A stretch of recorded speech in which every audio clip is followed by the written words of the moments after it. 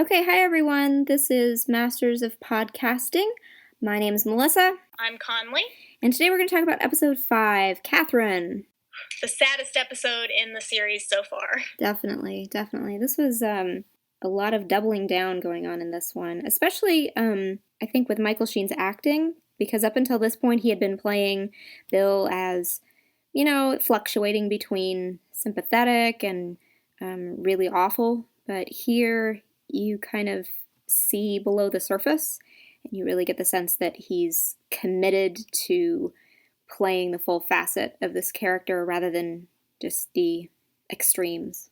You're right. I read, I think it was an article or an interview, maybe a few weeks before the show had actually premiered, and it talked to Michael Sheen about getting ready to play this character and what he thought about Bill Masters and how he was going to approach the role. And he said something to the effect of, Bill Masters is such an interesting person to me because while he was, very rigid and repressed and very unforthcoming with feelings and emotions and things, he also had so many things that he was really trying to tamp down and just didn't have a lock on that kept peeking out every now and then. And I remember reading that Michael Sheen really wanted to tap into that and portray it as physically as possible. And I think in this episode, he just nailed it. Absolutely. And it was terrifying and awesome at the same time. Mm-hmm. But first, let's start. Where do you want to start? Well, let's start with Henry, since that's what opens us up here.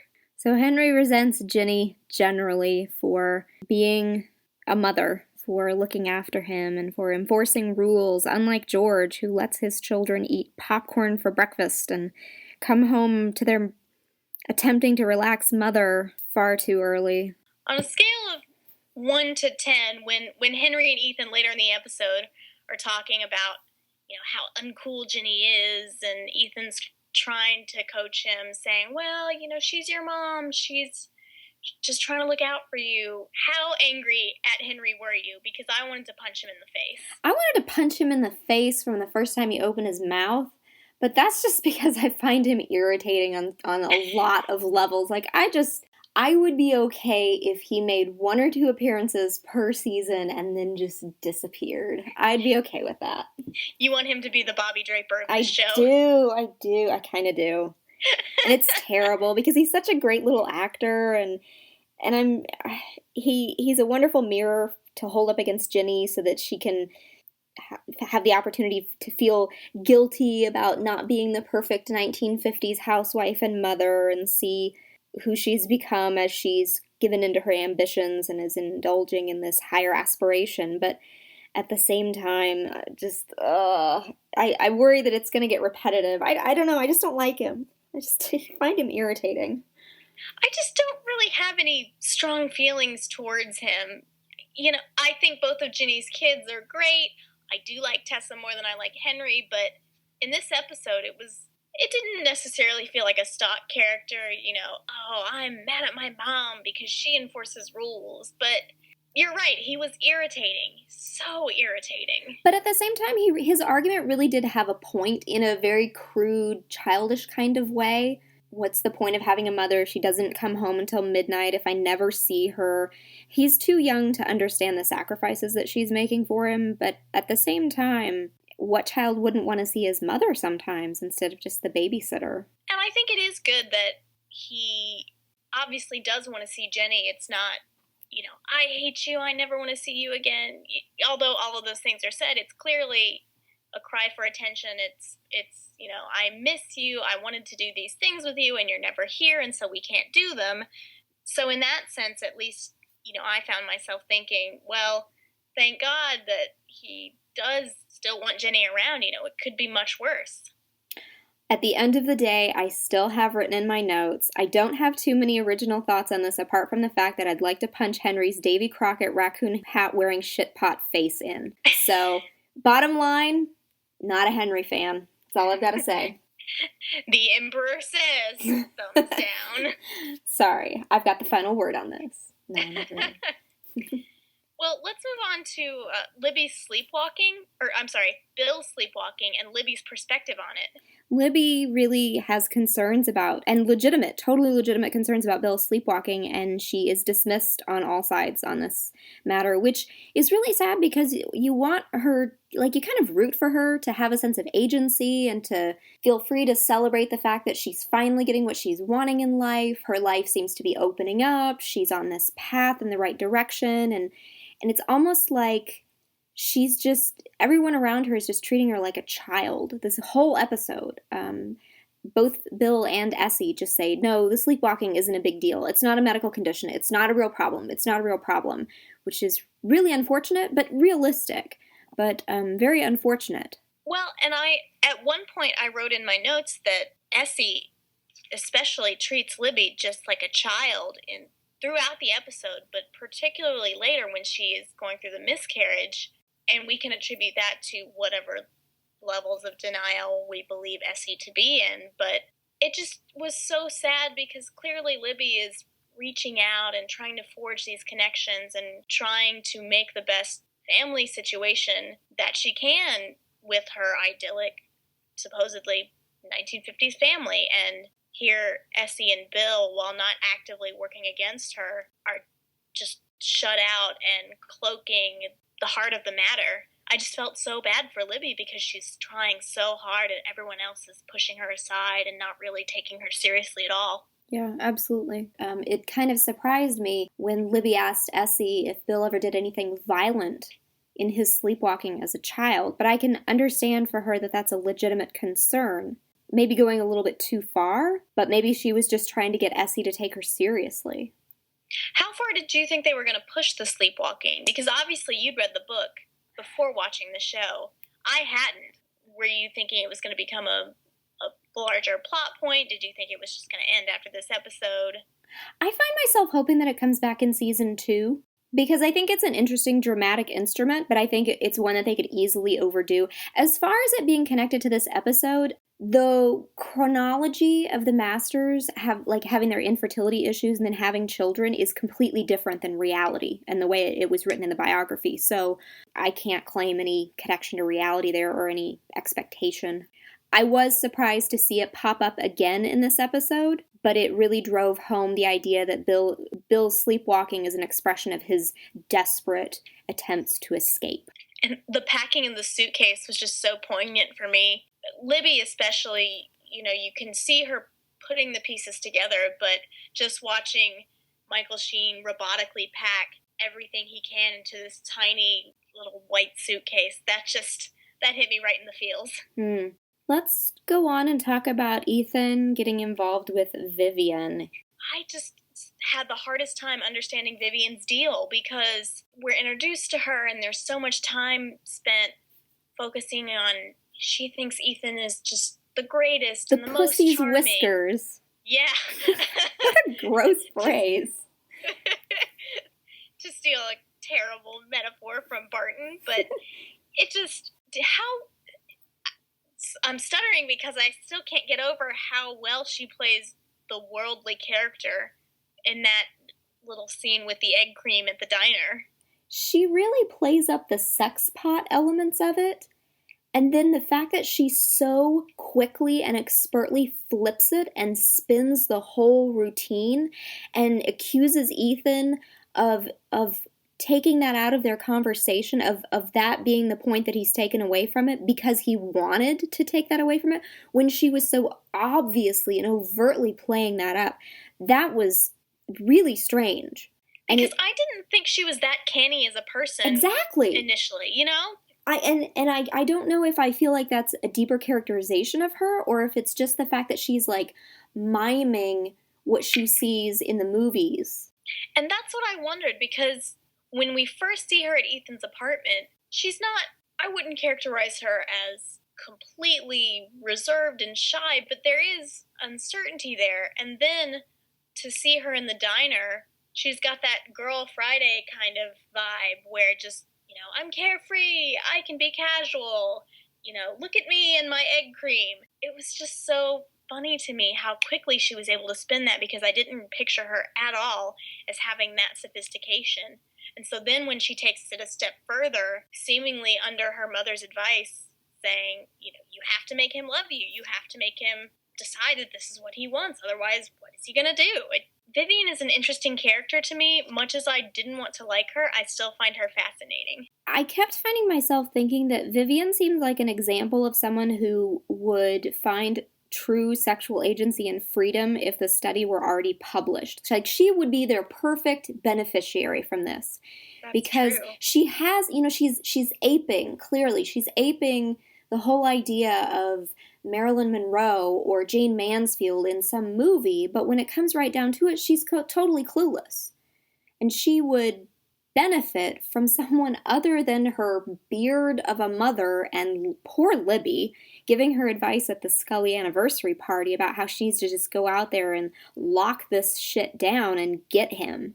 Marriage advice from two of the more unhappy women at that party. Two women who should not, by all rights, who should have had much better marriages with much different people, who should have gone out and just been single for a lot longer and just enjoyed themselves. But I can, having those two as her only advice givers, it's really unfortunate. And it was odd to me because, like you said, Vivian is younger. She's the type of person who could really benefit from this study were it already published, but she's taking advice from two much older women who are very old-fashioned, very conservative, things that Vivian doesn't necessarily come across as being, even in the beginning.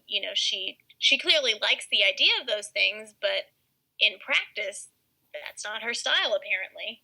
Right. And the whole scene where she loses her virginity with Ethan, it was cringeworthy. It was the beginning of, I guess there were two major things in this episode where when I watched this for the first time, I thought, they're not really going to show this, are they? And then they did. And it was like, oh, okay, this is that kind of show. All right, we're going all in, all cards on the table. Okay. Here we go. But it still didn't stop me from being shocked at the seeing the fetus during the DNC operation. That was intense. You're right. On a different show, it would be a scene where someone was watching this from the gallery from a safe distance, or as they begin the operation, it cuts away to somebody in the waiting room, or Libby on the table. I was surprised at how far they took that particular scene with the DNC, but also with Vivian losing her virginity to Ethan and showing just the cringe-worthy awkwardness of it all. And I kind of, to get slightly away from this show in particular, I kind of feel like prestige dramas in general are taking this approach. And I don't mean ones like Game of Thrones, because it's fantasy, and it's not to say that they're not portraying realistically what it would be like if someone got their head smashed in. But to some, that's exaggerated and sort of glorified in a way. What I'm thinking about is commissions and fees on Mad Men. And there's just this moment where you're like, they're not really going to show that, are they? They're going to show like a reaction, but they go all in. Like, they go all in, and that's become kind of a trend, I think. Well, and I think for cable dramas, there's always, and even some network shows now, like Hannibal, there's always that idea of, well, how far do we push the envelope? Not necessarily, can we get this on TV anymore, because cable dramas, obviously this isn't as much of a network disagreement as it could be, but you're right in that they clearly were able to test the boundaries of what they maybe had originally intended, but they didn't go completely Game of Thrones on it, where someone's head explodes for a basic reason, but it is very gratuitous. Yeah, I think, in a way, I'm not sure how I feel about it, because I kind of feel like this show is really dipping its toes in the waters of reality, that level of cable drama reality, playing it exactly straight.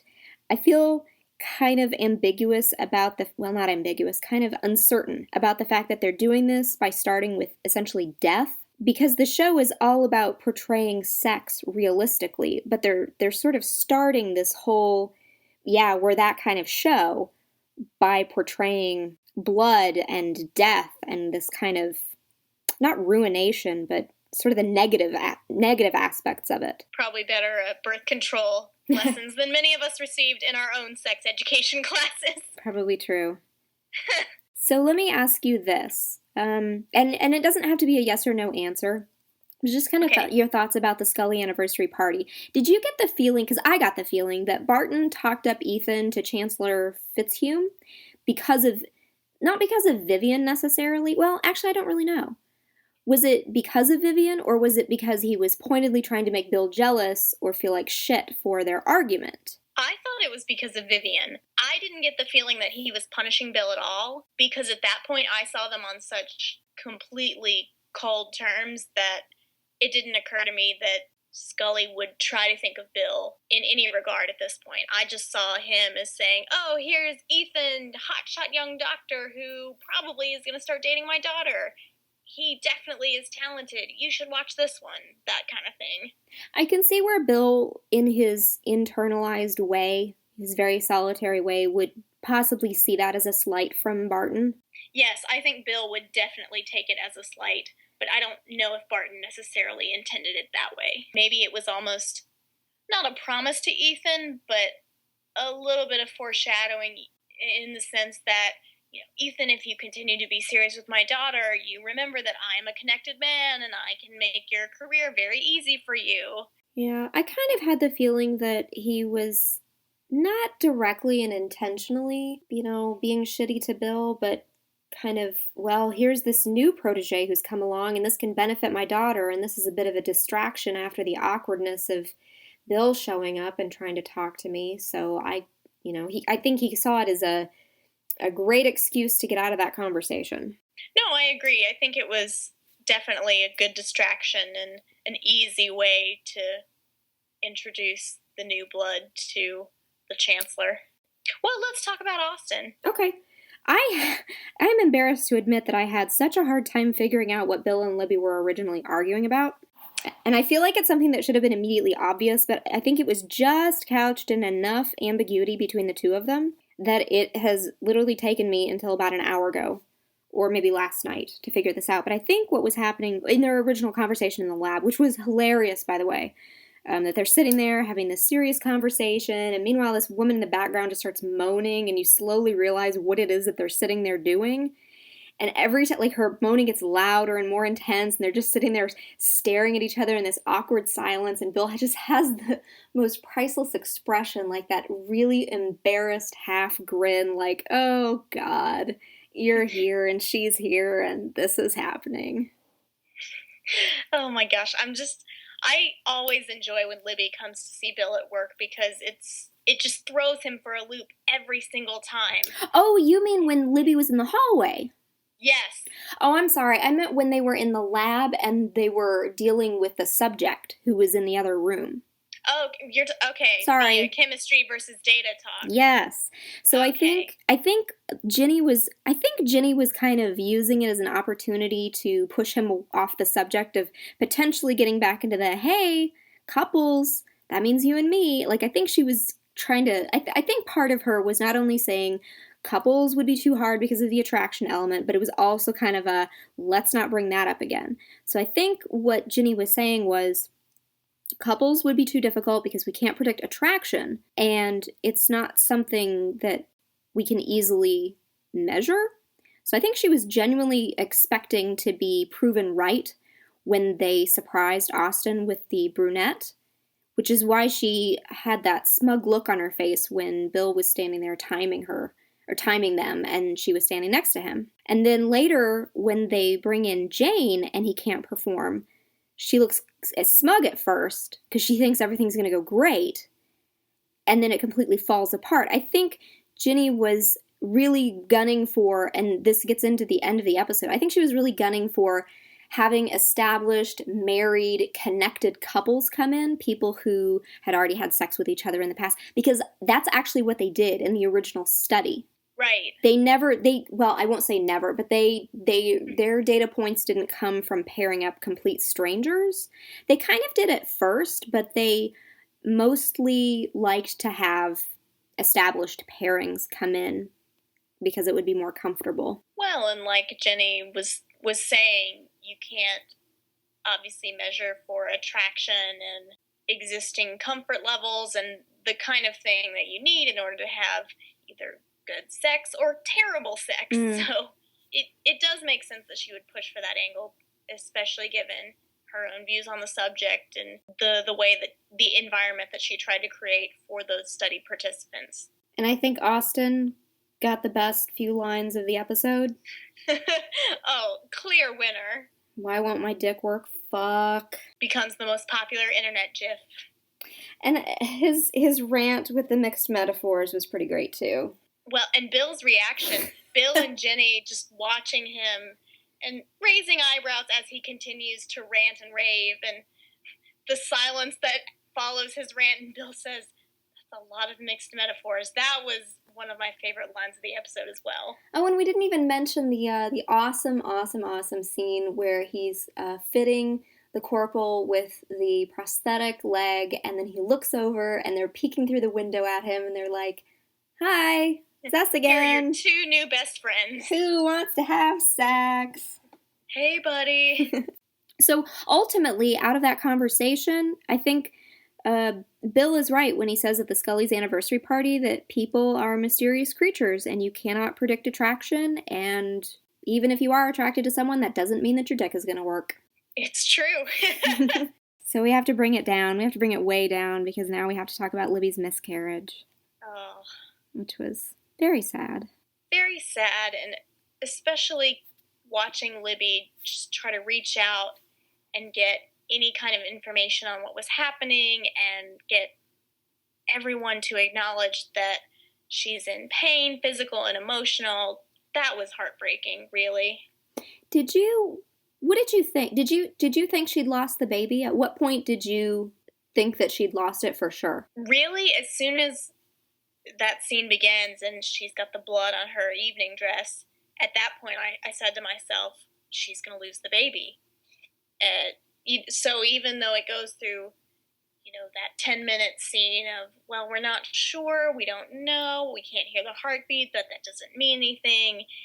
Even at that point, I was thinking, this is over, and it was just so sad to watch that play out. And you and I talked about this before, the fact that everyone who comes in sort of perpetuates this idea that everything is going to be okay.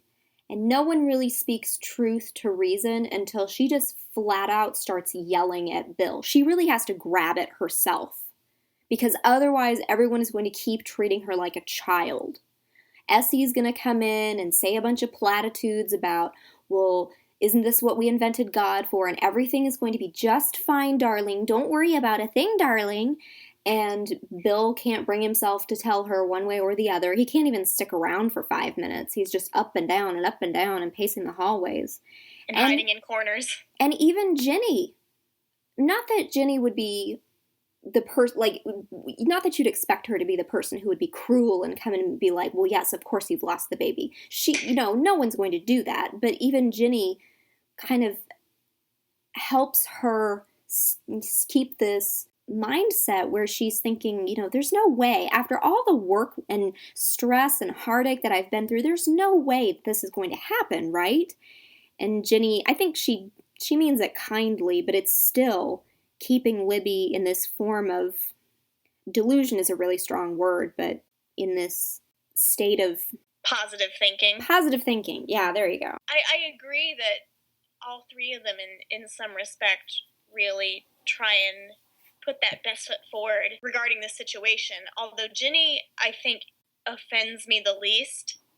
Because like you said, she's the friend, she's there solely for moral support, so I don't really expect her to come freewheeling in and saying, well, of course you've lost the baby, you worked so hard and now it's over.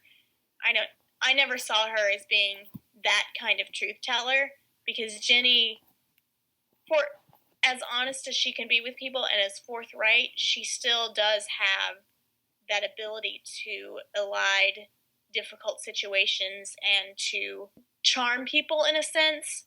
And that's, I think, a reason why Bill wanted her to be called in, is because here's Jenny. Jenny handles all sorts of situations and all sorts of people. Of course she can talk to Libby about this miscarriage that she's in the middle of having. Yeah, maybe in a way it was meant as a kindness. Like, if you just talk to Jenny and get this worked out, and I'll go be over here trying to cope with the fact that I failed you. I'll be in a corner for unrelated reasons. Yes, yeah. But yeah, Bill and Essie, their behavior, I think, out of everyone's was the worst.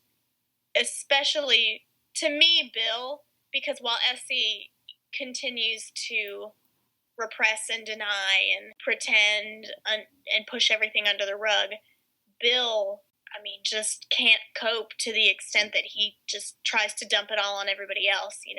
Libby, talk to Jenny. I'm going to go over here. Ethan's going to do your D&C. And it takes Libby yelling at him and trying to wake him up out of that fog. At least Essie is, in a way, her actions sort of give Libby what she needs. Like when you're in a really bad situation and someone else is there saying, no, honey, listen to me. It's totally going to be fine. We'll go find, the chaplain. It's going to be okay. We're going to talk this through. We're going to do some praying. Like it was in the service of making Libby more comfortable, feel less panicky. Yes, somebody had to be the voice of calm in that situation. And even with Essie's limited coping abilities, she at least recognizes that Libby is upset and is trying to help her in the best way she knows how by perpetuating denial. Yeah, she is the queen of denial. But jokes and jokes. The jokes just keep coming. This was a laugh-a-minute episode. So you asked me earlier if I thought Libby demanding that Bill perform the D&C, whether she was using that as punishment or a sense of closure. And I think that it was kind of a combination of both. I think it's connected to her earlier story to Jenny about how she wouldn't stop trying to reach out to Bill and trying to get him to let her in until she could finally reach him. I think that's her crisis mode, is that she just grabs him and won't let him look away from something, because that's always his coping mechanism. I liked the way you put it, too, that it was not meant as necessarily as punishment. It was supposed to be a compassionate gesture in the sense that we are going to deal with our problems and we are going to look at them as real and not just wall them off in some separate area where we can never talk about them or touch them again. It's, Libby really is trying to get him to process what's happening. I think she really wanted them to go through it together as partners, like yes, as a true couple. Yes. But I question whether, I think maybe it had more of an adverse psychological effect on him than she could have predicted at the time, because she's knocked out. She's unconscious when it happens. And this is the second moment in this episode where you think they're not really going to show this dead fetus, are they? And then they do. And everyone in the operating room is looking around at each other like they're, really getting kind of nervous about whether or not he's going to be able to handle this. And it's kind of a really strong moment where you realize that this is what Bill has to do in order to cope. He probably does this, not frequently, but enough that the walls are there for a reason.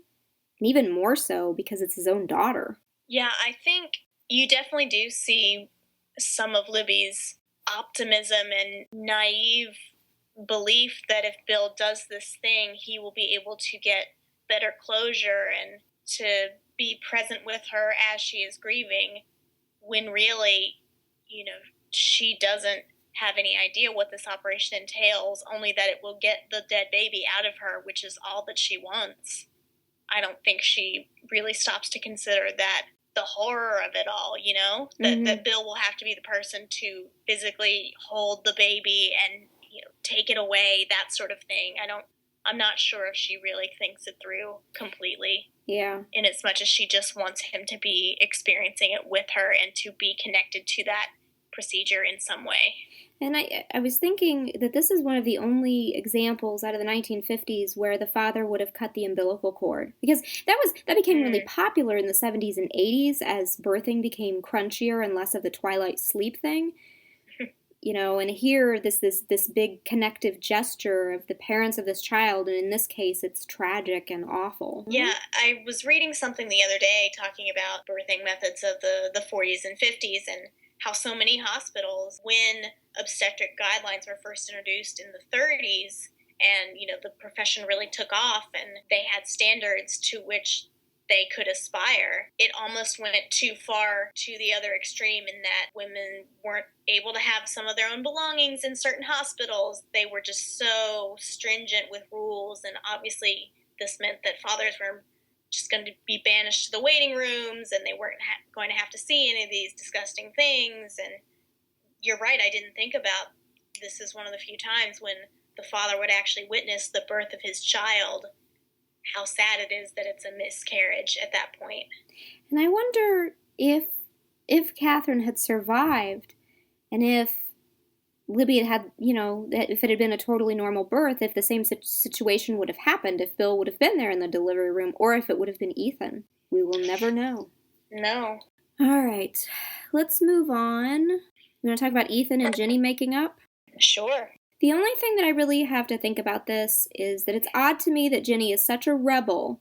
She's this single, divorced mom. She's raising her kids pretty much on her own. She's pushing out into the unknown and having ambitions, and yet here she unequivocally states that children are right to expect both of their parents to help shepherd them through life.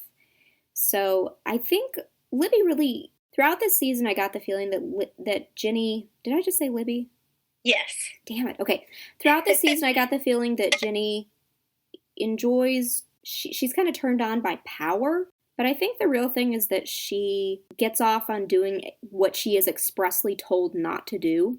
I can see that. But at the same time, she's not that big of a rebel, and that's a true life detail, because as their story gets into the 70s and the feminist movement picks up, she was asked to join some task committees or groups to be like a figurehead for groups like, not specifically, but like Now. And she refused because she didn't consider herself a feminist. Well, and it's so funny, too, just thinking about the study in particular and how even today it's hailed as a feminist study and how groundbreaking it was because of the way it treated female sexuality. But then watching Ginny, it's saying kids need both of their parents, they should expect that. And then also having that complete dissociative split, because while she does believe kids need both of their parents, she also had children with a man who didn't want them and wasn't interested in them, and I think she knew that going in. So it does make her a fascinating character, but especially that aspect of her that pushes and prods for the things that she wants, even when they go against what she is told she has to want. And then, I don't know, it's just funny to me because she has all of these things that she is expressly supposed to do, and some of them she does. Like, she has children. Others she refuses to budge on. It's just, I don't know, I find that fascinating. It's ironic to me in a way that what caused her split up with Ethan was his inability to cope with the fact that she was so independent. But what brings them back together is that it's the other side of the independence coin. She's so alone. Right. And it's when you take a step back and you look at this situation, it almost feels to me like she's just kind of giving up or giving in. Like this was inevitable in a way that she would wind up back in Ethan's orbit. Yeah, when you put it like that, it makes better sense to me, because when I watched this episode for the first time, I got the sense that she not gave up, but just basically threw her hands in the air and accepted that Ethan was going to be around and thought it was convenient. And so it happened not necessarily by design, but just out of luck / convenience / need that this continued on. Let's talk about Bill and Essie's argument. I think as soon as he walked in and she was just chattering on, I made you some food, here's dinner, here's wine, here are all of these things, I was waiting for the bomb to go off. It really felt like emotional manipulation, her whole deal. Starting from the way that the argument begins, or just the entire thing? I guess it really started to throw itself into sharp relief when she said, well, we'll talk about it in the morning. Because that felt like a tactic that she had used in the past, like a tried and true method of just shutting him down and getting him to stop reacting to her like this. You're right, because it felt like they were at a turning point, honestly, and it could either become this enormous blow-up argument in which both of them say terrible things and then get it all out of their systems, at least for the moment, or they stand on the edge of that precipice, and then someone says, well, I can't talk about this right now, I really need to go home, you should sleep, and then the opportunity's missed. Yeah, it felt like she was trying to control the conversation specifically by postponing it because she could deny that, the next morning, well, aren't we supposed to have this conversation? Well, no, it's fine now. Everything's fine. We both said some things we didn't mean. Like I could see where that could easily play out as well. And especially given the situation they're in, it would be easy for Essie to say, oh, we can't talk about this now. Think about the thing you have just experienced. And it would be just as easy for Bill to say, I am busy, I have a lot going on, this can wait. I think that's the most emotion Bill has expressed this entire season so far. When I first watched this episode, I was wondering if this was going to be one of the hinges where we really see Bill portray that emotion and really get not just angry, but upset and delve into the raw feeling of what it is to have performed a D&C on his wife and delivered his stillborn daughter.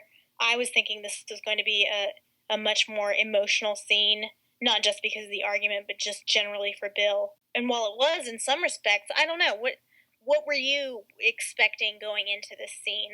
I'm not sure because I think this was many layers of conversation wrapped up in indirect language. Because Bill was obviously upset as an effect of performing the D&C, but they don't really talk about that. And then they launch into this very vague, roundabout discussion of the abuse from both of their pasts, but neither one of, it's so emotional and it's so personal and so close to home that neither one of them can really directly, it's like staring into the sun for both of them all of a sudden. Well, and they don't really have the language to talk about what happened to them in any, I think, communicative way, because it's just, I keep thinking of Essie's words at the end, Billy, it was so long ago, it's over, and Bill just not being able to tell her why that infuriates him, that reaction. And she calls him Billy consistently throughout this episode. She absolutely refuses to address him like an adult. He's still, the little wind-up toy tottering around in her living room trying to fly a kite behind the radio. Did you feel sorry for Essie towards the end of that conversation when she came up and her, her whole demeanor got really quiet and sad, and she said, those days are dead and buried and long over? Because I felt like that was the show was kind of trying to nudge us in that direction. I mean, I did feel sorry for her. I don't hold a grudge against her, although it's so difficult for me to express feelings for Essie because I understand why she would want to repress it and deny it and not talk about it, especially given the time period and the type of character that she's been portrayed as. But at the same time, when she refuses to engage with Bill and purposefully misdirects him and won't acknowledge that there was a problem, even to the extent that, oh, Bill's sleepwalking, it's so cute. Oh, let me tell you this darling story about how Bill wasn't allowed to wear real trousers. I have a hard time dealing with that particular element, but I don't have as large of a problem with her wanting to put everything behind her. I guess it's like we talked about last week where, for Essie, this is something that she can give up more easily because this isn't an environment she was raised in.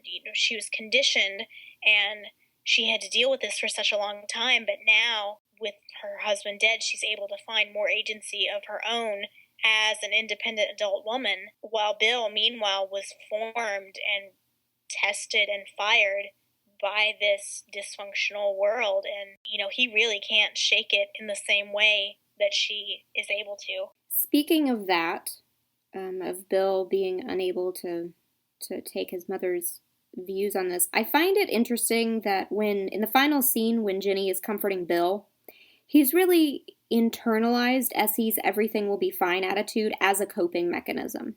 I don't think he believes it on the same level that Essie intends it. I think it's just a means of shutting people out and escaping those very emotional conversations.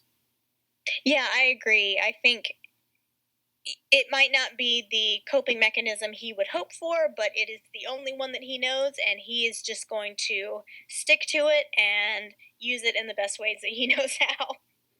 And Ginny is really the only person who responds to him both humanely and realistically, because you get the reaction from Essie, which is very flighty and just very strange, and I guess it would have been considered socially polite and acceptable, but today that would be considered completely inappropriate to tell someone that when they're grieving. And then Barton, tells him how sorry he is, but then makes that glib comment that shows that there's still fractures in their friendship together. And of course, Bill treats Libby like crap in the scene where he's packing up her stuff and helping her go home. So he doesn't get much of a reaction from her. But of all the different responses he gets, Ginny blends both, it's not going to be, it's not okay, and it's maybe it won't be okay for a little while. It's totally realistic and almost hurtfully so. And when I first watched this, I had the impression that she felt like she really took Libby's words to heart, and she felt like she kind of had to push him and be a little cruel to him in order to get the floodgates open, to get him to open up emotionally. Well, and I think her response, for whatever it's worth, she really did understand that if he didn't get it out of his system on this sort of first couple of days, he was never going to be able to deal with it at all, and it would just be another one of those problems that gets talked about circuitously and very rarely. But I really respected Barton saying something and trying to, if not mend fences, just lend some show of support. I thought that was big of him, particularly given the blackmail that they just went through. He was being honest and kind, and that was a decent gesture. It was an awkward final scene, but I really related to Bill telling Ginny to close her eyes, like not wanting her to see him be emotional. I can relate to that in a way, because it's embarrassing and it's weird to have other people see you cry, especially for him, because he's so powerful and important. But the fact that she went along with it so readily and just grabbed onto him with both hands, it was nice. I think that was what surprised me the most, was that I can see, obviously, for Bill Masters, him not wanting to let anyone see him cry and see him at that loss of control. But with Ginny agreeing immediately, okay, I'm just going to close my eyes, I'm going to take your hand, and we're just going to stand here as long as we have to.